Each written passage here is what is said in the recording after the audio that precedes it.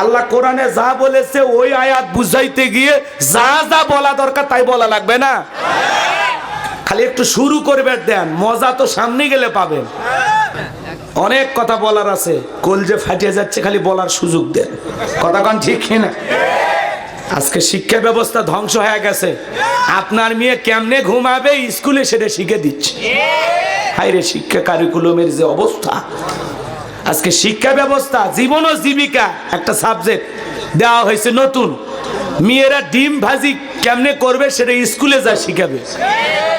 আপনার মেয়েরা এতই বোকা হয়ে গেছে, স্কুলে যায় এখন একটা সাবজেক্ট নতুন তৈরি করা হয়েছে, ডিম ভাজি কেমনে করা লাগে, আলু ভর্তা কেমনে করা লাগে, সেগুলো শেখানো হবে।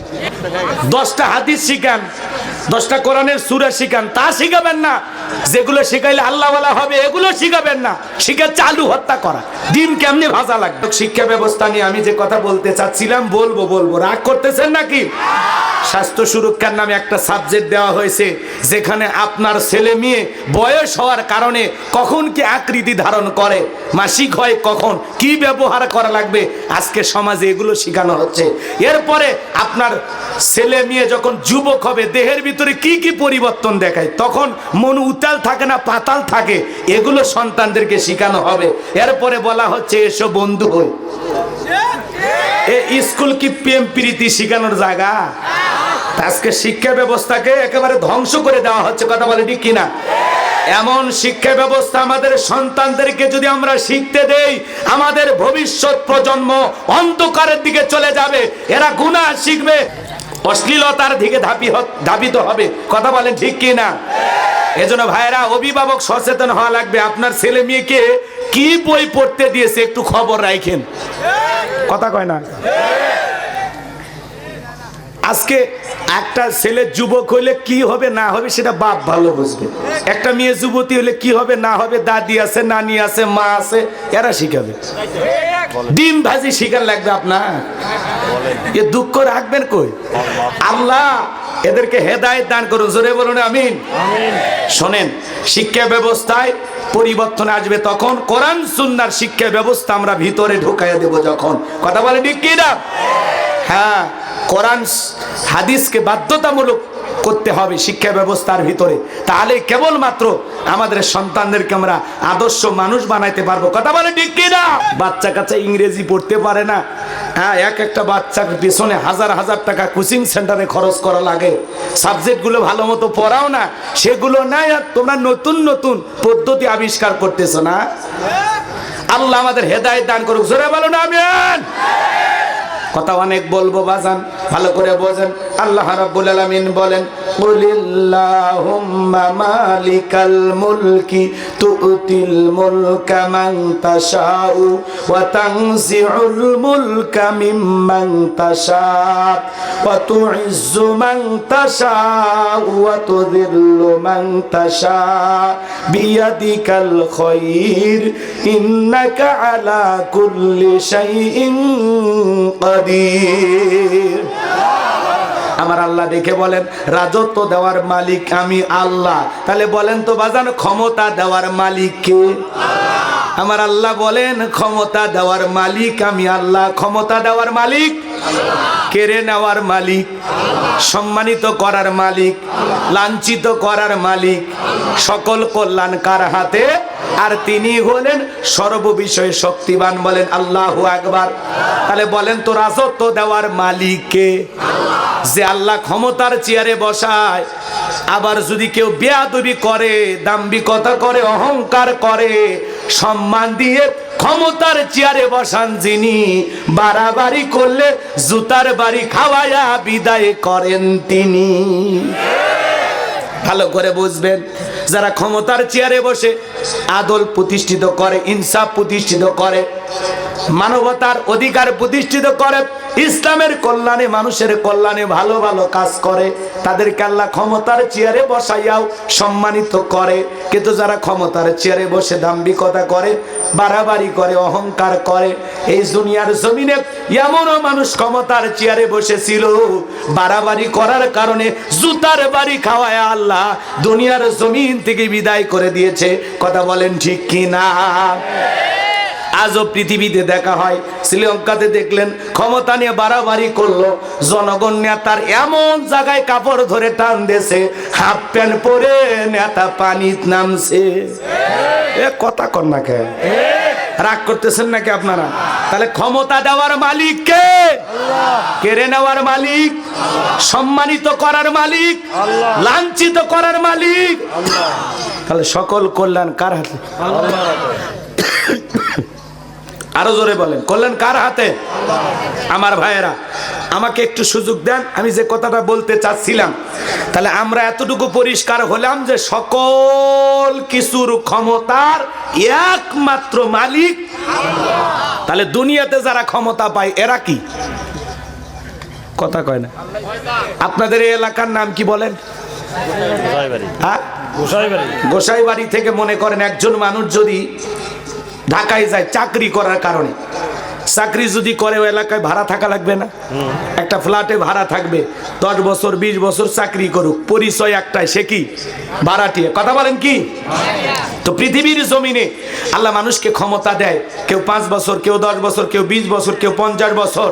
এরা যত বছরই ক্ষমতায় থাক, এদের পরিচয় একটাই, এরা কি? ভাড়াটি। আল্লাহ কিছুদিনের জন্য ক্ষমতার চেয়ারটা ওদেরকে ভাড়া দিয়েছে। কথা বলেন ঠিক কিনা? এরা ক্ষমতার মালিক না, ক্ষমতার মালিক কে?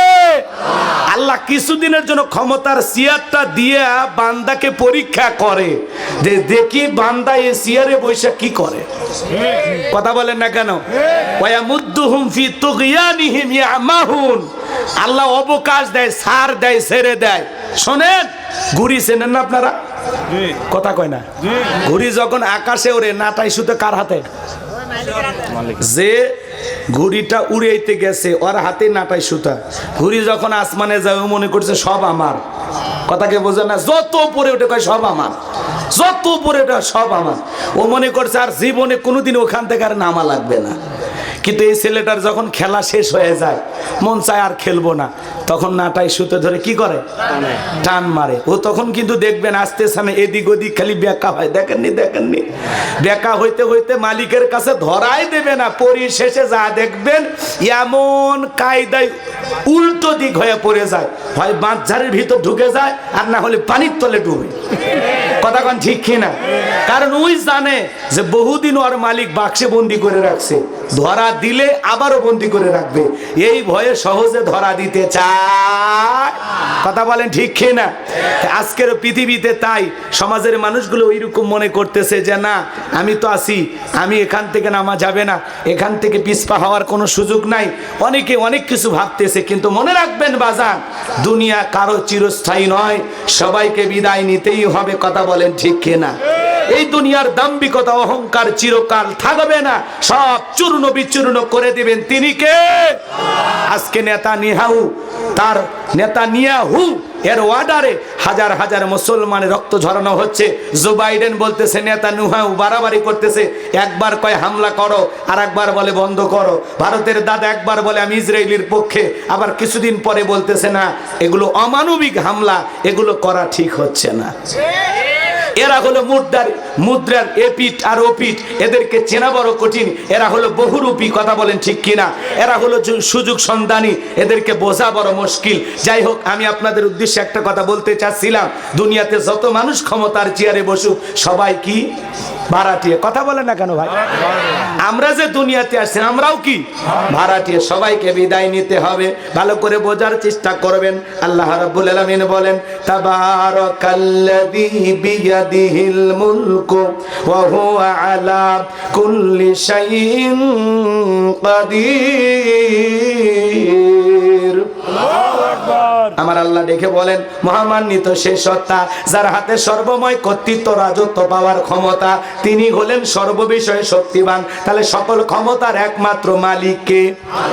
এই পৃথিবীর জমিনে আল্লাহ পাক 4 জন মানুষকে পুরো পৃথিবীর রাজত্ব বাদশাহী দান করেছিলেন। পুরো পৃথিবীর রাজত্ব দূরের কথা, আজকে ছোটখাটো নেতার কারণে থাকা যায় না। কথা কন নাকি আপনারা? মক্কার একটা ছোট নেতা ছিল, নাম হলো মহাবীর আমর।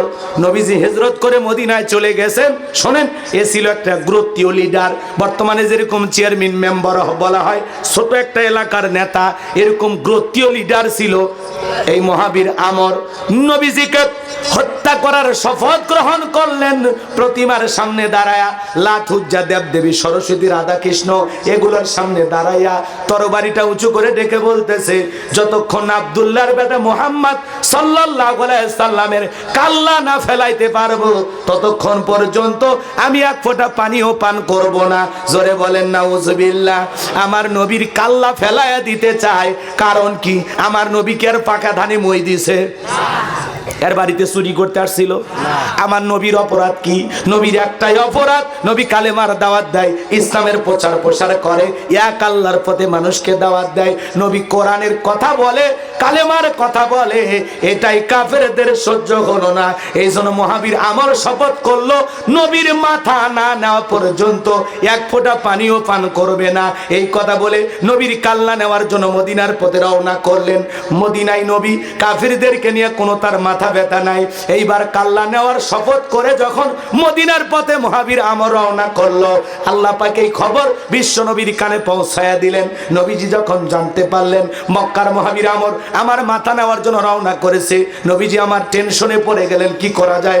সাহাবা ইকরামদেরকে বললেন, ও আমার সাহাবীরা, মক্কার মহাবীর আমর আমার মাথা নেওয়ার জন্য রওনা করেছে, তোমরাই বলো কি করা যায়? নবীর সাহাবী হযরত ওসমান ডেকে বলেন, নবী গো, ওই কাফের আপনার চেহারা দেখার আগে আল্লাহ যেন দুনিয়ার জমিন থেকে তার বিদায় করে দেয়।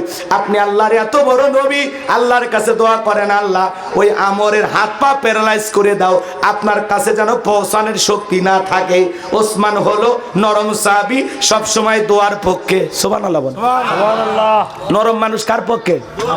নবীজি হাত তুলে দোয়া করতেছেন, আল্লাহ ওই মক্কার মহাবীর আমার মাথা নেওয়ার জন্য রওনা করেছে, আমি চাই আমার চেহারা দেখার আগে ওর হাত পা যেন প্যারালাইজ হয়ে যায়। এই কথা বলতে দেরি, আসমান থেকে আল্লাহ জিবরাইলকে পাঠাইতে দেরি করে নাই।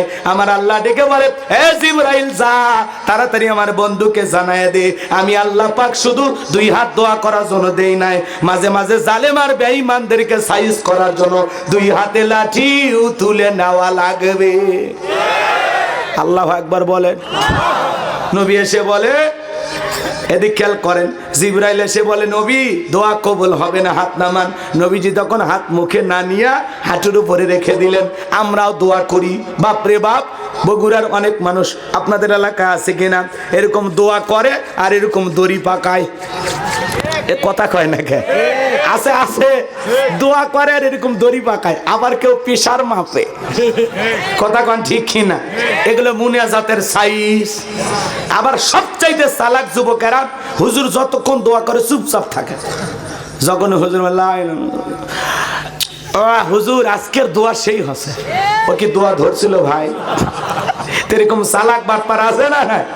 আমার ভাইয়েরা, জিবরাইল এসে বলে, নবী দোয়া কবুল হবে না, আল্লাহ পাক বলেছেন সরাসরি ওর মোকাবেলা করা লাগবে। আপনারাই বলেন তো বাজান, সবকিছু কি দোয়া দেয়া হয়? আপনাদের এই গ্রামের নাম? জোরে জোরে। গ্রামের নামও মনে হয় ভুলে গেছে। গ্রামের নাম গোসাইবাড়ি। মনে করেন, উদাহরণ দিতেছি কথা বুঝানোর জন্য, এই গ্রামে প্রতিদিন চুরি হইতেছে, সোনা দানা টাকা পয়সা চুরি হয়, গরু ছাগল চুরি হয়, এমনকি সুন্দরী বউ দুই একটা চুরি হয়ে গেছে। গ্রামের লোক চোরের অত্যাচারে অতিষ্ঠ হইয়া 10 কেজি জিলাপি বগুড়া শহর থেকে নিয়ে আসা ইমাম সাহেবের হাতে দিয়ে বলতেছে, হুজুর 10 কেজি জিলাপি দিলাম, আল্লাহর কাছে একটু দোয়া করেন চোরের হাত থেকে যেন গ্রামটাকে আল্লাহ হেফাজত করে। এইবার জাইদুল ভাই 10 কেজি জিলাপি দিয়েছে, ইমাম সাহেব হাত তুলে দোয়া শুরু করে দিয়েছে, আল্লাহুম্মা আমিন, আল্লাহ চোরের হাত থেকে গোসাই বাড়ি, গরু ছাগল, টাকা পয়সা, গহনা গাটি, সুন্দরী বউ সবকিছু আপনি হেফাজত করেন। চোরও হাত তুলে বলে আমিন আমিন আমিন। খালি কি চোর কি বাহির এলাকার থাকে না ওই গ্রামেরও দুই একজন থাকে? না হলে কার বাড়িতে কি আছে এটা জানবে কেমনি? অবশ্যই এলাকা একটা সিআইডি আছে না নাই? কথা কর নাকি আপনারা? কথাকে বোঝেন বোঝেন, রাগ কইরেন না বাজান গো আমার। উদাহরণ দিতেছি কথা বলার জন্য, মন খারাপ করবেন না কেউ আমার ভাইয়েরা। হুজুর যদি বলতো, এদিক খেয়াল করেন, দোয়া না করে যদি বলতো, এই গোসাই বাড়ির যুবকেরা তোমরা যদি তোমাদের এই গ্রামের ধন সম্পদ টাকা পয়সা হেফাজত করতে চাও, তাহলে এই গ্রামে ঢোকার 4টা রাস্তা আছে, এই 4 রাস্তার মোড়ে মোড়ে বাংলার লাঠি নিয়া বাঁশ নিয়া মাগরিব থেকে ফজর পর্যন্ত বাংলার লাঠি নিয়ে দাঁড়ায় থাকবা। চোরকে দেখা মাত্রই ওই লাঠি দিয়ে এমন পিটাইবা হাসপাতালে নিয়ে তারপরে ছেড়ে দিবা। তাহলে কি চোর হাত তুলে আমিন কইতো নাকি তওবা করে ভালো হয়ে যেত? কথা বলেন ঠিক কিনা? তার মানে চুরি বন্ধ করতে গেলে দোয়া দিয়া কাজ হবে। ভালো করে বোঝার চেষ্টা করবেন আমার ভাইয়েরা। জিবরাইলের কথা শুনে নবী সাহাবা ইকরামদেরকে বললেন, ও আমার সাহাবীরা, তোমাদের মধ্যে এমন কেউ কে আছো যে আমরের মোকাবেলা করবা? নবীর কোন সাহাবী দাঁড়ায় না, হযরত আলী দাঁড়াইয়া গেছে। আল্লাহু আকবার। নবী ডেকে বলে, আলী রে, তুমি ছোট মানুষ, কেন একা একা দাঁড়াইছো? তুমি বৈশা পড়ো। তুমি কি জানো ওই মক্কার মুহাবির আমর একবেলা খাবার খাই 21 কেজি 3.5 মণ ওজনের তরবারি নিয়ে যুদ্ধ করে। এত বড় বীরের সামনে তুমি কেমনে যাইবা? তুমি বসে পড়ো। নবীজির কথা শুনে হযরত আলী বসে বললেন। নবীজি দ্বিতীয়বার বলেন, ও আমার সাহাবীরা, তোমাদের মধ্যে এমন কেউ কে আছে ওই মক্কার মুহাবির আমরের মোকাবেলা করবা? নবীর কোন সাহাবী দাঁড়ায় না। আবার হযরত আলী দাঁড়িয়ে গেছে। আরো জোরে বলেন আমার ভাইয়েরা। এইবার নবী ডেকে বলে, আলী, তোর জানি কি মায়া দয়া নাই? ছোট মানুষ বৈশা পর। এই কথা বলে আমার ভাইয়েরা, নবীজি যখন তৃতীয়বার বললেন, ও আমার সাহাবীরা, কেউ কি আছো মুহাবির আমরের মোকাবেলা করবা? নবীর কোন সাহাবী দাঁড়ায় না। আবার হযরত আলী দাঁড়ায় গেছে। নবীজি 2টা হাত বাড়াইয়া ডেকে বলে, আলী রে, আয় আয় আমার বুকের ভেতরে আয়। এই কথা বলে নবীজি হযরত আলীকে বুকের সঙ্গে জড়ায় নিলেন। আর ডেকে বলে, আলী, এত বড় বীরের সামনে যাইতে চাস? তোর কি অন্তরে একটু মায়া দয়া নাই? হযরত আলী ডেকে বলে, নবী গো, আমার ভিতরের ঈমান ডেকে বলতেছে, আপনি খালি দোয়া করে ছেড়ে দেন, ওই আমর আপনার চেহারা দেখার আগেই ওকে আমি দুনিয়ার থেকে বিদায় করে দেব। গাইবান্ধা শহরে ভালো করে বোঝেন, একটা দাওরা হাদিস মাদ্রাসা আছে। হুজুর ডেকে বলতেছে, বাবা, কয়েকদিন পরে ঈদুল আজহা, কুরবানির ঈদ। তোমাদের কাছে আমার একটা অনুরোধ, তোমাদের মধ্যে যে কয়জন যুবক বাড়িতে ছুটিতে যাইবা না, একটু হাত তুলে আমার কাছে ওয়াদা দাও। এইবার কিছু কিছু ছাত্ররা হাত তুলে ওয়াদা দিলেন। মনে করেন 80 জন ছাত্র হাত তুলে বলতেছে, হুজুর, আমরা ঈদের ছুটিতে বাড়িতে যাব না। হুজুর তখন বলতেছে, শোনো, তোমাদের কাজ হলো এই শহরের মধ্যে কুটিপতি যারা আছে ওদেরকে দেখে দেখে শোনো, কুটিপতির বাড়িতে যাবা। যাওয়ার পরে ওরা তোমাদের দিয়া গরু জবাই করে নিবে। কুটিপতির গরু জবাই করে দিলে কিছু হাদিয়াও পাইবা, চামড়াটাও মাদ্রাসায় দেবে। আমার বাবাজিরা, এইবার 80 জন ছাত্রর অনুরোধ, হুজুর অনুরোধ করেছেন, বাবা বাড়িতে যাইও না, যদি বড় লোকের গরুটা জবাই করে দাও কিছু হাদিয়াও দেবে, চামড়াটাও মাদ্রাসায় দেবে। যদি এখন চামড়ার দাম নাই, 500 টাকার জুতা 3000 টাকা হয়ে গেছে, আর 3 লাখ টাকার গরুর চামড়া 250 টাকা। কি সিন্ডিকেটের মাধ্যমে দামটা কমাইছে, কথা কোন ঠিক কিনা? ওরা যতই ষড়যন্ত্র করুক, ওরা মনে করে চামড়ার দাম কমায়া বাংলাদেশের মাদ্রাসা বন্ধ করে দিবে। না না, এদেশের মুসলমানদের পকেটে পকেটে মাদ্রাসা চালানোর জন্য আল্লাহ টাকা রেখে দিয়েছে। কোন ষড়যন্ত্র দিয়ে মাদ্রাসা বন্ধ করা সম্ভব হবে আমার ভাইয়েরা। এইবার হুজুর বলতেছে, বাবা খালি হাতে জবাই করতে তো গেলে না, লাগবে কি? চাকু। বগুড়ায় চাকু না, চাকু, ছুরি, ছোরা, এক এক জায়গায় এক একটা বলে। চাকু বলেন না আমার ভাইয়েরা। এইবার 80টা চাকু কামারের কাছ থেকে অর্ডার দিয়া হুজুর বাইনে নিয়ে আসছে ঈদের আগের দিন। হুজুর বলতেছে, বাবা কে কোনটা নিবা নাও, কে কোনটা নিবা নাও। 80টা ছেলে এইবার চাকু নিয়া ধার দেওয়া শুরু করছে। আর এলাকায় বিশ্ব বাটপার থাকে, তেল তেলা গোয়েন্দার, মসজিদ মাদ্রাসা হুজুর আলেম ওলামা টুপিদারি সহ্য করে না, এরকম একটা বিশ্ব বাটপার গাইবান্ধা থানার ওসিকে যা খবর দিয়েছে, ওসি সাহেব কে আপনি জানেন না অমুক জায়গায় মাদ্রাসায় জঙ্গিদের আস্থানা, বিশাল ঘাঁটি, চোখের সামনে দেখলাম অস্ত্র শস্ত্র নিয়ে ট্রেনিং চলতেছে। কথা বোঝেন নাই? এই কথা শুনে ওসি সাহেব দৌড়ে এসে মাদ্রাসার চতুর্দিকে ঘেরাও করছে। এরপরে বলতেছে, মুহতামিম হুজুর, আমরা গোপন তত্ত্বের ভিত্তিতে সংবাদ পেয়েছি এখানে নাকি জঙ্গিদের আস্তানা আছে, ঘাঁটি আছে, কিছুক্ষণ আগে নাকি এই জায়গায় ট্রেনিং চলতেছিল। হুজুর বলতেছে, না এরকম তো কোনো ঘটনা না, আমরা বিশ্বস্ত সূত্রে ঘটনাটি জানতে পেরেছি, এটা মিথ্যা হওয়ার কথা না। এই মাদ্রাসা সার্চ করো। এইবার খুঁজতে খুঁজতে মুহতামিম হুজুরের খাটের নিচে পাইছে সেই যে এক বস্তার চাকু, মনে আছে? ওই এক বস্তার চাকু নিয়ে এসে এইবার ওসি সাহেবের সামনে ঢালছে। ওসি সাহেব বলতেছে, এসব কি? হুজুর এসব কি? একটা বুদ্ধিমোটা ছাত্র বলতেছে, হ্যাঁ এগুলো কি চিনতেছেন না? আগামী 10 তারিখ খালি ধর্ম আর জবাই কর্ম, ধর্ম আর জবাই কর্ম, রক্তের বন্যা বয়ে যাবি, রক্তের বন্যা। এই কথা শোনার পর ওসি সাহেব বলতেছে, এই মুহতামিম হুজুরকে গ্রেফতার করো, এই সবগুলো হুজুর ধরো। তখন মুহতামিম হুজুর বলতেছে, ওসি সাহেব আপনি মুসলমান না? বলে, হ্যাঁ অবশ্যই, আমার বাপ হাজি মানুষ। তা আপনি জানেন না আগামী 10 তারিখ হলো পবিত্র ঈদুল আজহা? এই ছেলেটা বুঝাইতে চায় যে কুরবানির গরু ধরবি আর জবাই করবি। তখন বলতেছে, ও ঘটনা এই। কথা বলেন ঠিক কিনা? আজ কুরবানি জবাই করা ছুরি চাকু দেখলেও বাতিলেরা ভয় পায়। কথা বলেন ঠিক কিনা? মনে রাখবেন, বাংলাদেশের কোন মাদ্রাসায় জঙ্গি তৈরি করা ট্রেনিং দেওয়া হয় না। মাদ্রাসায় জীবনের শেষ জানাজার নামাজের ট্রেনিং দেওয়া হয়, জুমার নামাজের ট্রেনিং দেওয়া হয়। এদেশের আদর্শ নাগরিক তৈরি করা হয়, যারা বাংলাদেশের একটা মসজিদ মাদ্রাসা নিয়ে বাজে মন্তব্য করবে, মাদ্রাসাকে নিয়ে কোনো ধরনের ষড়যন্ত্র করা হলে বাংলাদেশের মুসলমান দাঁত ভাঙা জবাব দেওয়ার জন্য কারা কারা নাকি হাত তুলে দেখান। লিল্লাহে তাকবীর।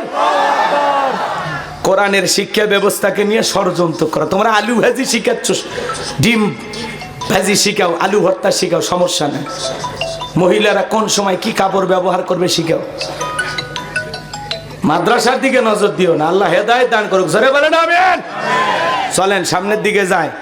যতটুকু আদব, আখলাক, ভদ্রতা, নম্রতা, সভ্যতা আছে মাদ্রাসা শিক্ষা ব্যবস্থার ভিতরে। কথা বলে ঠিক কি না? এটার বিরুদ্ধে ষড়যন্ত্র করে। অলি গলি মাদ্রাসা, মাদ্রাসা ভিক্ষা করে চলে, বাচ্চাদের দিয়ে কালেকশন করা হয়। এত দয়ালু তো তুমি একা একটা মাদ্রাসা চালাও না কেন? কথা বলে না কেন? অবশ্যই বাচ্চাদের কালেকশন করা এটা খারাপ, এটা দেখতে কষ্ট লাগে আপনাদের, তাহলে আপনি নিজে টাকা দেবেন, দিয়ে একটা মাদ্রাসা চালাবেন। আল্লাহ বোঝার তৌফিক দান করুক। জোরে বলুন আমিন। আমার ভাইয়েরা, এইবার হযরত ওসমান তরবারি এনে দিলেন, নবীজি হযরত আলীর হাতে তরবারি ধরায় দিলেন। এইবার আলী তরবারি পাইয়া মারছেন দৌড়। বাজান গো আমার, এইবার দৌড়াইতে দৌড়াইতে দৌড়াইতে আমরের মুখোমুখি হয়ে গেছে। হযরত আলীকে দেখা আমর ডেকে বলে, কিরে পিচ্ছি আলী, তুই কেন আমার সামনে? হযরত আলী ডেকে বলে, পিচ্ছি না কি পরে বুঝাইতেছি। এই কথা বলে একটা দোয়া পড়তেছেন আর দাগ টানতেছেন। এই দোয়াটা আপনি যদি আপনার বাড়িতে পড়তে পারেন, বড় বড় বিপদ থেকে আপনার বাড়িকে আল্লাহ হেফাজত করবে। হযরত আলী দোয়া পড়তেছেন, কি সেই দোয়া শুনবেন না? শোনেন শোনেন। হযরত আলী দোয়া পড়তেছেন, এরকম দাগ টানা, দাগ টানা বোঝেন না? এরকম তরবারিতে দাগ টানছেন। দাগটা টানার পর তরবারিটা উঁচু করে বলে, এই কাফেরের বেটা আমর, তোর যদি সাহস থাকে খালি দাগটা পার হয়ে দেখা, এ আয় খেলা হবে। আয়। আল্লাহু আকবার বলবেন না? হযরত আলী মানুষ ছোট, হুঙ্কার মারছে কত। কথা আছে, ছোট মরিচের ঝাল বেশি। কথা বলে ঠিক কি না? যেই বলছে, এই আমর কাফেরের বেটা, তোর যদি সাহস থাকে খালি দাগটা পার হয়ে দেখা, এ আয় আয়। আল্লাহু আকবার বলেন। হযরত আলী আর আমর বাজা বাজা ভাব। ঘটনাটা কি পুরোটা বলবো? কারা কারা শুনবেন একটু হাত তোলেন তো দেখি। লিল্লাহে তাকবীর, লিল্লাহে তাকবীর। হাত নামান বাজান গো আমার। আমি যে কথা বলতে চাচ্ছিলাম, আল্লাহ পাক বলেন, তাবারাকাল্লাযী বিয়াদিহিল মুলকু ওয়া হুয়া আলা কুল্লি শাইইন কাদির। মহামান্বিত সেই সত্তা যার হাতে সর্বময় কর্তৃত্ব রাজত্ব পাওয়ার ক্ষমতা, তিনি হলেন সর্ববিষয়ে শক্তিবান। তাহলে সকল ক্ষমতার একমাত্র মালিক কে? এই পৃথিবীর জমিনে আল্লাহ চারজন মানুষকে পুরো পৃথিবীর রাজত্ব পাওয়ার ক্ষমতা দিয়েছিলেন। এর মধ্যে দুইজন হলো ইমানদার, একজন হলো নবী সুলাইমান। বলেন আল্লাহু আকবার। নবী সুলাইমানের রাজত্ব পাওয়ার ক্ষমতা নিয়ে যদি আজকে আলোচনা করি বাজার, 2 ঘন্টা কথা বলে ওই আলোচনা শেষ করা যাবে না। নবী সুলাইমানের ঘটনা আজকে আমি আপনাদের উদ্দেশ্যে বলবো না। তাহলে পুরো পৃথিবীর বাদশাহী আল্লাহ নবী সুলাইমানকে দিয়েছিলেন। সুবহানাল্লাহ বলেন। এরপরে 2 নাম্বার ইমানদার, নাম হলো বাদশা জুলকারনাইন। তাকে আল্লাহ পাক এই পৃথিবীর জমিনে 1 নয় 2 নয় 1600 বছর হায়াত দিয়েছিলেন। বলুন সুবহানাল্লাহ। আপনার আমার বাপ দাদার 14 গোষ্ঠীর হায়াত এক জায়গায় করলে 1600 বছর হবে। কথা বলেন না কেন? এই 1600 বছর পাওয়ার রাজত্ব পাওয়ার পরে সূর্য উদয় হতে সূর্য অস্তগামী পর্যন্ত, পূর্ব থেকে পশ্চিম পর্যন্ত পুরোটা পৃথিবী জীবন দশায় বাদশা জুলকারনাইন 2 বার সফর করেছিলেন। আল্লাহ পাক তাকে একটা ঘোড়া দিয়েছিলেন পৃথিবী সফরের উদ্দেশ্যে, ভ্রমণের উদ্দেশ্যে। ওই ঘোড়ায় চড়ে যদি চাবুক মারতেন, এক এক কদম ওই ঘোড়াটা হাজার হাজার মাইল রাস্তা চলতো। বলেন আল্লাহু আকবার। 1600 বছর ক্ষমতায় থাকার পরেও চুল পরিমাণ মানুষকে কষ্ট পেতে দেয় নাই। 1600 বছর মানবতার কল্যাণে, মানুষের কল্যাণে কাজ করে গেছেন। বলেন আল্লাহু আকবার। তার জীবনের 2টা সফর নিয়ে চমৎকার কিছু ঘটনা আছে, ওই দিকে বলার আমার সময় নাই। তাহলে 2 জন ইমানদার, একজন নবী সুলাইমান আর একটা হলো বাদশা জুলকারনাইন। আর 2 জন কাফেরকে আল্লাহ পুরো পৃথিবী রাজত্ব দিয়েছিলেন। একজনের নাম হলো জালেম বাদশা বখতেনাসর। জোরে বলেন কিনা? আরো জোরে বলেন। নবী দানিয়েল আলাইহিস সালামকে আল্লাহ রাব্বুল আলামিন এই পৃথিবীর জমিনে পাঠাইছিলেন। আল্লাহর পয়গাম্বর নবী দানিয়েল আলাইহিস সালাম বনি ইসরাঈলদেরকে ডেকে বলেন, ইয়া বানি ইসরাঈল আযকুরু নি'মাতি আল্লাতী আন'আমতু আলাইকুম ওয়া আন্নী ফাদ্দালতুকুম আলাল আলামিন। নবী দানিয়েল ডেকে বলে, ও বনি ইসরাইলের উম্মতেরা, দাম্ভিকতা করো না, অহংকার করো না। তোমাদের বাপ দাদা কৃতদাস ছিল, গোলাম ছিল। সেই দাসত্বের জিন্দেগি থেকে আল্লাহ পাক তোমাদেরকে মুক্ত করেছে। বিদায় দাম্ভিকতা করো না, এক আল্লাহর ইবাদত করো। গাছের পূজা করো না, মাছের পূজা করো না, চন্দ্রের পূজা করো না, সূর্যের পূজা করো না, এক আল্লাহর ইবাদত করো। পয়গাম্বরের উম্মতেরা, বনি ইসরাইলের উম্মতেরা ডেকে বলে, নবী গো, পুরান দিনের গল্প শোনা লাভ নাই। বাপ দাদা কি বলেছিল, কি করেছিল, ওইটা আমাদের জানার বিষয় নাই। আপনি আমাদের কাছ থেকে চলে যান, আমরা বড় ভালো আছি। টাকা পয়সা ধন সম্পদ কোনো কিছুর অভাব নাই, স্ত্রী পরিবার পরিজন আমরা বড় ভালো আছি। বিদায় আপনার দাওয়াত আমরা গ্রহণ করতে পারলাম না। নবী দানিয়েল দিনের বেলা দাওয়াত দেয়, রাতের বেলায় দাওয়াত দেয়। সুন্দর করে দাওয়াত দিতে দিতে বাজার নবী দানিয়েল সালামের দাওয়াত তারা গ্রহণ করলেন না। আল্লাহর পয়গাম্বর নানান ভাবে বুঝাইলেন, কিন্তু না না, বনি ইসরাইলের উম্মতেরা ছিল একটু ঠেটা ঠেটা ঠেটা, বোঝেন, একটু ঘাড় তেরা টাইপের। কথা বুঝছেন? নবীর দাওয়াত তারা গ্রহণ করলো না। নবী দানিয়েল তাদেরকে পরিশেষে ডেকে বলে, শোনো, কোন কওমের মানুষ যদি দাম্ভিকতা করে, অহংকার করে, খোদাদ্রোহী হয়ে যায়, আল্লাহ পাক তাদেরকে সাইজ করার জন্য 2 ধরনের আযাব পাঠায়। একটা হলো আসমান জমিনের আযাব আর গজব দিয়ে ধ্বংস করে, আর না হয় তাদের ভাগ্যে জালেম শাসক পাঠায়। নবীর কথা তারা শুনল না। তখন আল্লাহ রাব্বুল আলামিন নবী দানিয়েল সালামের জামানায় ওই বনি ইসরাইলের উম্মতের উপরে জালেম বাদশা বখতেনাসরকে পাঠাইয়া দিল। এইবার বাদশা বখতেনাসর ক্ষমতার চেয়ারে বসার পর হাজার হাজার মানুষকে, নির্দোষ মানুষগুলোকে ধরে ধরে জেলখানায় গ্রেফতার করলো।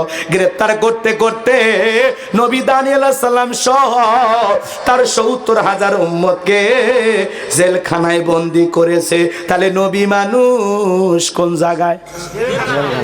কথা কয় না। নবীর কি অপরাধ? নবীর কি কোনো অপরাধ আছে? তাহলে নবী যদি জেলখানায় যায়, আমার মতো টুপিওয়ালা দাড়িওয়ালা হুজুর যদি 2-4 জন জেলখানায় যায়, বোঝা লাগবে বাজান তারা নবীদের সুন্নত আমল করতেছে। কথা বলেন ঠিক কি না? এই জন্য আলেমদেরকে ভুল বোঝা যাবে না। আলেমেরা অপরাধী নয়, আলেমদেরকে ভুল বোঝা যাবে না। কথা বলেন ঠিক কি না? কষ্ট হচ্ছে আপনাদের? একটু হৃদয়ের কান পেতে কথাগুলো শুনে যান। আমি গুনাহগার আছে কথা বলতে চাচ্ছিলাম। নবী দানিয়েল আলাইহিস সালাম ডেকে বলে, হে আমার কওমের উম্মতেরা, কই গেল তোমাদের টাকা পয়সা, কই গেল সুন্দরী নারী, কই গেল তোমাদের অহংকার? এই জালেম বাদশা তো ঘাড়ে চেপেছে, এখন দেখো তোমাদেরকেও বন্দি করেছে, আমাকেও বন্দি করেছে। এইবার উম্মতেরা ডেকে বলে, নবী গো, আপনার কথা যে দিবালোকের মতো সত্য হবে, এত তাড়াতাড়ি কথাটা ফলে যাবে, আমরা তো বিশ্বাস করতে পারি নাই। নবী গো, আমরা ভুল করেছি, অন্যায় করেছি, অপরাধ করেছি, আজ থেকে আপনি যা বলবেন আমরা তাই শুনবো, আমরা এক আল্লাহর ইবাদত করব। সুবহানাল্লাহ বলে। কোন সন্তান যদি ভুল করে মায়ের কাছে ক্ষমা চায়, মা যেমন সন্তানকে মাফ করে দেয়, উম্মতেরা ভুল করে নবীদের কাছে ক্ষমা চাইলে নবীরাও ফেরাইয়া দিতে পারে না। মায়ের মতোই নবীদের অন্তরেও উম্মতের জন্য মায়া থাকে। সুবহানাল্লাহ বলবেন না?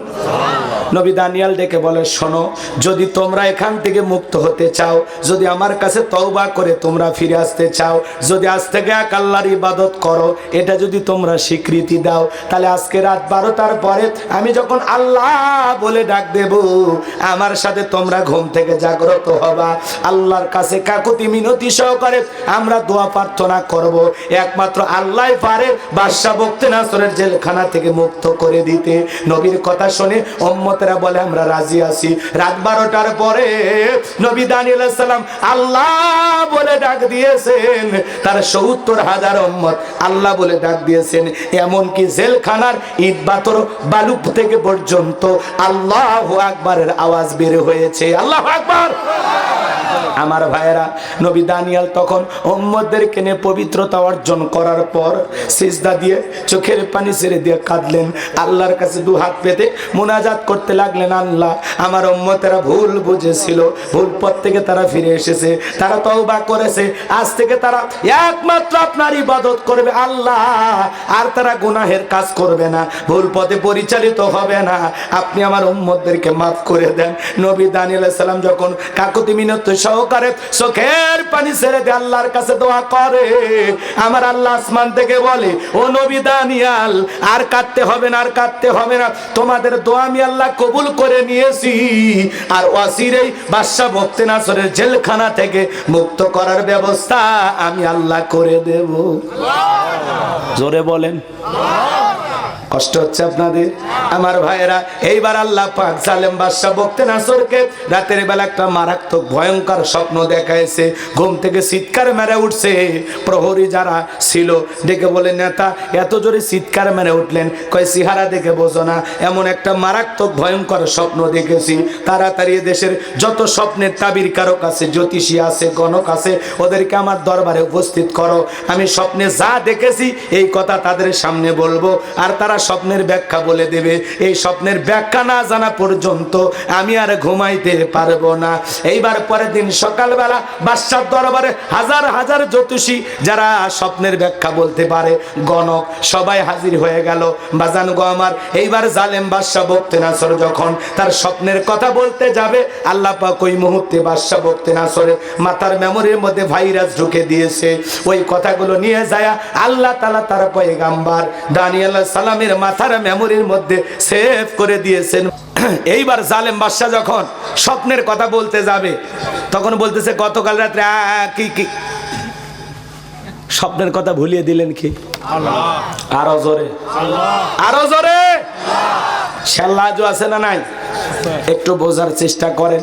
এইবার বাদশা বখতিয়ার স্বপ্নের কথা আর মনে করতে পারে না, মুহূর্তের মধ্যে ডায়লগ পরিবর্তন করে ডেকে বলে, গতকাল রাত্রে কি স্বপ্ন দেখেছি সেই কথাও বলতে হবে, স্বপ্নের ব্যাখ্যাও তোমাদের বলতে হবে। জনগণ ডেকে বলে, বাদশা এত পাগলামি কথা, স্বপ্ন দেখেছেন আপনি, আমরা জানবো কিভাবে? বাদশা কি স্বপ্ন দেখেছে জনগণ কি জানে? কথা বলেন না কেন? স্বামী স্ত্রী একই খাটে ঘুমায়, আপনার বউ আপনাকে বাদ দিয়া আর একটা ছেলের হাত ধইরা বগুড়া সাত মাথায় ফুচকা খাইতেছে আর ঘুরতেছে। কথা কন না কেন?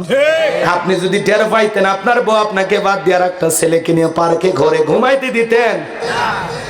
লাত্তি মেরে খাটর থেকে ফেলে দিতেন। কথা কন ঠিক কিনা?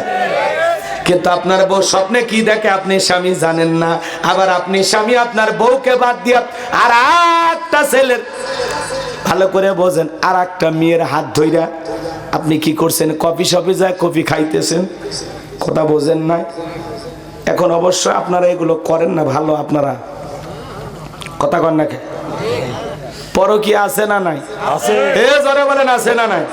আমার সোনার দেশটা খাইলো রে হে পরকীয়া প্রেমে, আমার বাংলাদেশটা গেল রে হে পরকীয়া প্রেমে। এক একটা মেয়ে কয়টা ছেলের সাথে সম্পর্ক ও মেয়ে নিজেও জানে না, কথা বলে ঠিক কি না? ছেলেদের অবস্থা তাই, কথা বলে ঠিক কি না? আমার ভাইয়েরা, পরকীয়ার অভিশাপে আজকে হাজারো সংসার ধ্বংস হয়ে যাচ্ছে, কথা বলেন ঠিক কি না?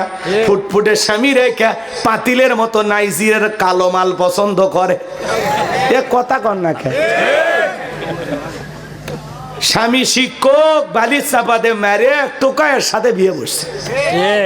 পরে পুলিশ কইকে রে মাস্টার মানুষ মারা গেল কম্বল চাপা দিয়ে, পেপার দেখে। পরে অডিও ফাঁস হয়েছে, কই তুমি আসো, আমি ঘুমের বড়ি খাওয়াইছি, দুইজনে মিলে মারবো। হাসতেছে, সেই অডিও কল ফাঁস। দুইজন এখন পরকীয়া প্রেম করব, জেলখানা যায় করা, কথা কন ঠিক কি না? আজকে কি অপরাধ করে পার পাওয়া যাবে? কোনো না কোনো দিক দিয়ে। এই যে সোনাতলা রেল লাইনের ধারে 6 মাস আগে মারে পুঁতে রাখছিল, 6 মাস পরে কি বের হয়নি? তো যাবেন কোন দিকে? অপরাধী যখন অপরাধ করে কোনো না কোনো জায়গায় একটু তুলুটি রেখেই যায়, আর ওই সূত্র ধরে পরে টান দিয়ে বের করবে, কথা বলেন ঠিক কিনা? এক চাচা দেখলেন না, মাজারে মাজারে ঘুরছে, আউল বাউল সাজে। 22 বছর পরে বোঝা গেল এই সেই ব্যক্তি, ওই হত্যার আসামি, কথা কন ঠিক কিনা? আমার ভাইরা মন খারাপ করবেন না। কি যেন বলছিলাম, ভুলে গেছেন মনে হয়। আপনি স্বপ্নে কি দেখেন আপনার বউ জানে? আমরা মাঝে মাঝে স্বপ্নে দেখি সাপ তারা করছে, বাপ রে বাপ, ভয়ে দৌড়াইতেছি। ঘুম থেকে জাগ্রত হয়ে কি সাপ খুঁজে পাই? কথা কথা মনে হয় আগুন লাগছে, বাপরে বাপ চতুর্দিকে আগুন লাগছে। ঘুম থেকে উঠে কি আগুন দেখা যায়? স্বপ্নে দেখি আমি মারা গেছি, বউ বাচ্চা সবাই কান্নাকাটি করতেছে, এবার ঘুম থেকে উঠে দেখি না বেঁচে আছি, কথা কন ঠিক কিনা? আপনি স্বপ্নে কত কিছু দেখেন বাজান, কত গরিব মানুষ আছে টিনের বেড়াওয়ালা ঘর, স্বপ্নে দেখে টাকা পয়সা ইনকাম করতে করতে বগুড়া শহরে 10 তলা বিল্ডিং বানাইছে, চাকর চাকরির অভাব নাই, ঘুমের ঠেলায় বলে এক কাপ চা দিয়ে যা, থাপ্পড় মেরে দেখে সেই চিড়ে খাপায়, কথা কন ঠিক কিনা? যুবকেরা দেখবেন নায়ক নায়িকার ছবি দিয়ে পুরো ঘরটা ভরানো, আছে না নাই? ঘুমানোর আগে দেখে আর বলে আহারি একবার যদি এরকম একটা বউ পাইতাম। স্বপ্নে দেখে ওই নায়িকা ওর বুকের ওপর, কথা বলেন ঠিক কিনা? এরকম আছে না নাই? স্বপ্ন তো স্বপ্ন, স্বপ্ন তো আর সত্য হয় না। তাহলে বাদশা কি স্বপ্ন দেখেছে জনগণ জানে, জনগণ জানে। বাজান গো আমার, এইবার জনগণ ডেকে বলে বাদশাহ তো পাগলামি কথা, আপনি স্বপ্নের কথা বলবেন, আমরা স্বপ্নের ব্যাখ্যা বলবো। বাদশাহ বলে পাগলামি কথা কেন? তোমরা নাকি গায়েব জানো। কি বলতেছে? গায়েব জানো, তোমরা নাকি গায়েব জানো। গতকাল রাত্রে কি স্বপ্ন দেখেছে গায়েবের খবর কি তোমাদের কাছে নাই? বলেন তো বাজান, দুনিয়ার কেউ কি গায়েব জানে? গায়েবের এলেম কার কাছে? আরো জোরে বলেন কার কাছে? এমন কি দুনিয়ার নবী রাসূলেরা পর্যন্ত গায়েব জানতেন না। আল্লাহ নবীদেরকে জানা দিতেন যতটুকু, নবীরা জানতেন ততটুকু, কথা বলেন ঠিক কিনা? এই জন্য গায়েবের এলেম আর ভান্ডার কার কাছে? আমার দেশে কিছু ভণ্ড পীরের আবির্ভাব ঘটেছে, ওরা বলে আমরা গায়েব জানি, ভাব নিয়ে বসে থাক। আছে না নাই? মানুষ গেলে কবিরাজেরা কত কথা বলে, বালিশের নিচে তাবিজ আছে, পুকুর ঘাটে বোতল করে তাবিজ তোলা আছে, তোমার স্বামী তোমারে ভালোবাসেন আর একটা মেয়ের সাথে সম্পর্ক আছে, এই যেগুলো কথা বলে পেজগি লাগায়, আছে না নাই? জোরে বলেন আছে না নাই? এ বাজান গো আমার, দুনিয়ার কোনো মানুষ গায়েব জানে না, গায়েবের এলেম কার কাছে? এজন্য খবরদার কোনো ভণ্ড পীরকে বিশ্বাস করা যাবে না। আজকে অধিকাংশ পীরগুলো হলো ভণ্ড, কথা কানে ঠিক। 30 বছরে গোসল করেন না, নাম দিয়েছে সাধু বাবা, শরীরের এমন গন্ধ, পাটার গন্ধ ফেল, কথা কন নাকি আপনারা? 30 বছর পরে গোসল করে, ওই পানি জমিনে পড়ার আগে মুরিদেরা বরকতের আশায় খায়, সিসি একটা রুচির ব্যাপার। এজন্য কোনো ভণ্ড পীরের কাছে যাওয়া যাবে না। পীর ছিল শাহজালাল, শাহ পরাণ, শাহ মাকদুম, বাইদিদ বোস্তামি, আব্দুল কাদের জেলানি। বড় বড় আল্লাহওয়ালাদের কারণে এ জমিনে ইসলামের প্রচার প্রসার হয়েছে। কথা বলেন ঠিক কিনা? যে ভণ্ড বলবে আমি গায়েব জানি, ওকে ধরে নিয়ে যায় গোপন কক্ষের ভিতরে নিয়ে যায় আচ্ছাদারে পিটাইবেন, পিটাইয়া পিটাইয়া ওই পীর সাহেবকে বলে দিলেবেন এটা গায়েবী মার, কারো কাছে বলবি না, বললে ধ্বংস হয়ে যাবি। কথা কন না কে? খবরদার কোন পীরের কাছে যাবেন না, মনে থাকবে তো ইনশাআল্লাহ। হাক্কানি আল্লাহওয়ালাদের কাছে যাইতে বাধা নাই। অকুনু মা সাদিকিন, তোমরা সত্যবাদীদের সঙ্গী হও। কথা বলে ঠিক কিনা? আর এখনকার ডিজিটাল পীর, বাবার মাথার চুলে জট, বাবার হাতে গাঞ্জার পট, সালা পিঁধে থাকে, সব কিছু দেখা যায়। আর মানুষকে হুজুর হাইসেনার ভিতরে মাল আছে,